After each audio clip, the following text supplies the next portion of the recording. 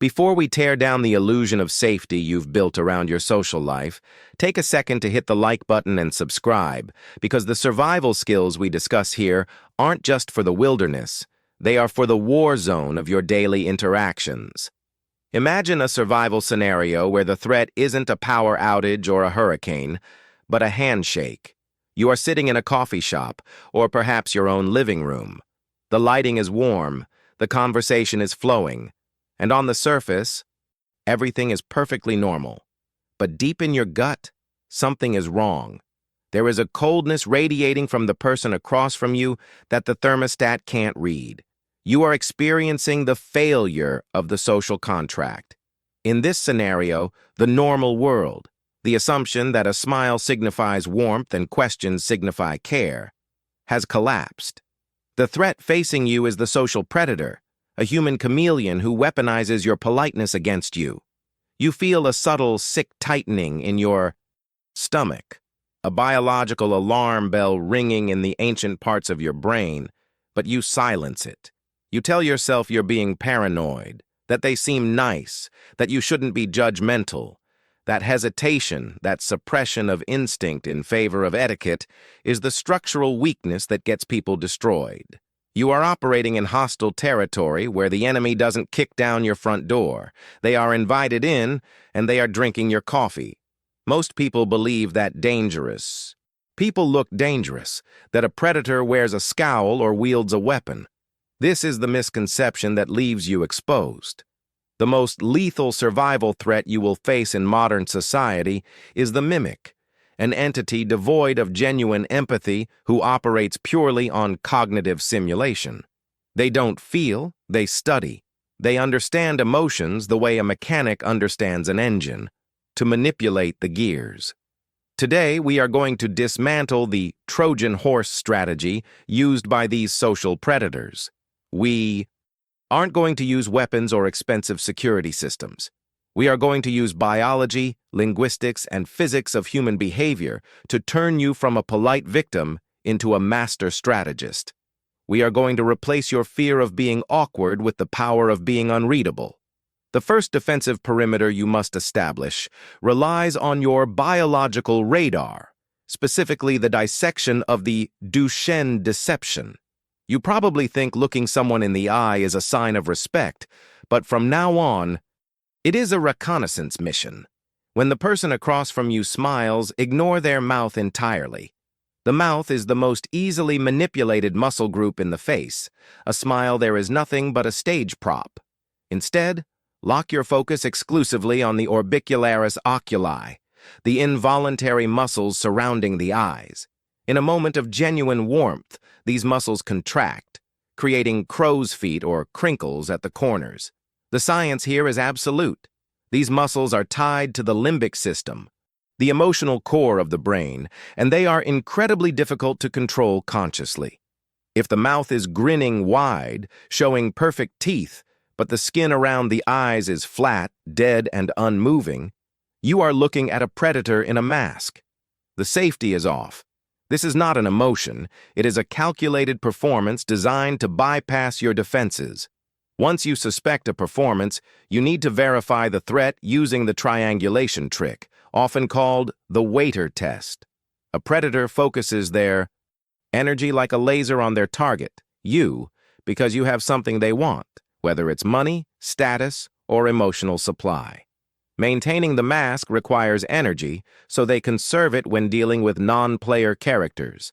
Stop analyzing how they treat you and shift your surveillance to how they treat people they perceive as having zero utility, like the waiter, the cleaner, or the cashier. Watch for the charm switch. It is terrifying to witness the speed at which their warmth evaporates into cold indifference or snapping aggression the moment they address someone who cannot help them. This isn't just rudeness. It is a tactical error on their part that reveals their true baseline. When the charm is a switch that can be flicked on and off instantly, the wiring is faulty and the house is unsafe. Now that you are observing, you must begin the grammar audit to perform linguistic forensics on their history.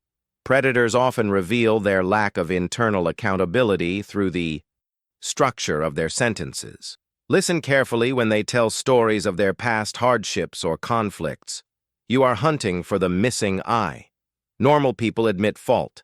They say, "I messed up," or "I chose the wrong path." The predator uses the passive voice to detach themselves from reality.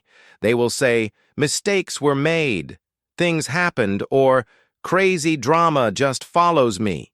In their narrative, they are never the subject of a negative action verb. They are always the object, the victim, of circumstance. This linguistic distancing is not a quirk. It is the evidence of a mind that cannot accept responsibility. If they cannot inhabit their own failures, they will inevitably make you the architect of their next one. Your next move is to check for the narcissistic mirror. This is a seduction technique where the predator reflects your own personality back to you to create instant, artificial intimacy. You might feel like you've met your soulmate, someone who likes exactly what you like, hates what you hate, and has the same quirks. This feels like destiny, but it is actually data harvesting. The object to watch here is your own ego. The action is to pause and analyze the statistical probability of this alignment. The magic behind this is that we are biologically programmed to trust those who are like us, a survival trait for tribal cohesion. The expert edge here is to drop a fake flaw or a niche opinion and see if they mirror that too. If they are morphing to fit your shape perfectly, you aren't being understood. You are being targeted. To break the spell of their charisma, you must deploy the detail interrogation. Liars and mimics script their stories, memorizing the main plot points but often neglecting the sensory environment. When they are spinning a tale meant to impress or manipulate you, do not ask about the plot. Ask about the setting. Ask, "What did the room smell like?" Or, "What song was playing in the background?" Or, "What color were the walls?" A person recalling a genuine memory accesses sensory data and might stumble or look away to remember. A predator operating from a script will either have no answer or, more likely, will answer too quickly and too vaguely, or become defensive about the irrelevant question. You are looking for the friction between memory and invention. When you demand sensory resolution, the pixelated edges of their fake reality begin to show. The most powerful weapon in your arsenal, the one that shifts you from observer to active defender, is the boundary spike. This is your sonar ping. Early in the interaction, while things are still polite, you must deliberately create a small, artificial boundary. It doesn't have to be aggressive. It can be simple, like physically stepping back to increase personal space, or politely declining a small request, or disagreeing with a minor opinion. You are not doing this to be rude. You are doing this to measure the reaction. The magic here is that a normal person respects a no without question. A predator views a boundary as a challenge to their control. If they argue, minimize your feelings, try to convince you otherwise, or show a micro-expression of contempt, you have confirmed the presence of a threat. You have spiked the water, and the shark has thrashed. Finally, if you confirm you are in the presence of a predator, you initiate the Gray Rock Protocol. This is not about fighting. It is about becoming inedible. The object is to become as uninteresting as a rock on the side of the road. The action is to remove all emotional affect from your voice and face. Give one-word answers. Do not ask questions. Do not offer information. The psychology here is simple. These predators feed on reaction, on drama, on the fuel you provide. By starving them of emotional supply, you become useless to them. You are not hiding.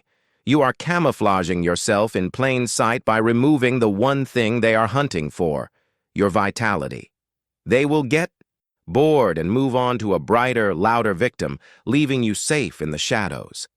We often think of survival as a physical act, building a fire, purifying water, barricading a door. But in the modern world, your most vital shelter is your mind, and your most dangerous wilderness is the crowd. You have to accept that the social contract is broken. The philosophy of the survivor is not cynicism, it is rigor. It is the understanding that trust is not a gift you give to everyone who smiles at you. It is a currency that must be earned through consistent, verifiable behavior. By applying these methods, you have transitioned from the socially domesticated victim, afraid of being awkward, to the cold reader, a master of your domain who sees the hidden architecture of human interaction. Let them call you cold. Let them call you suspicious. Let them call you distant. You are alive, and you are untouched. You have traded the naive innocence that assumes all humans have a conscience for the harsh, liberating truth that some do not. You have secured your psychological fortress, and there is no Trojan horse that can breach a gate you never open. You are now in control. When the charm offensive begins, you won't feel fear. You'll feel the cool, metallic resolve of a strategist recognizing a trap. Stay sharp, trust your biology over their etiquette, and never apologize for your survival instincts. If you've ever had that gut feeling that saved you from a bad situation, tell us about it in the comments below. Your story might be the warning that saves someone else. Hit like, stay vigilant, and I'll see you in the next briefing.